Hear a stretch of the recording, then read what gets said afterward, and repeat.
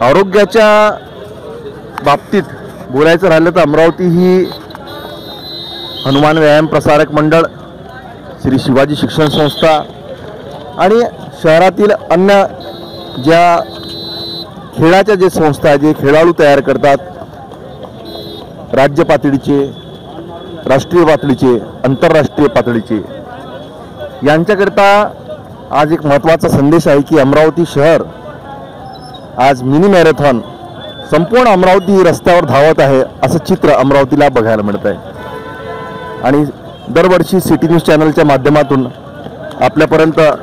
हे सर्व धावपटू जे आहे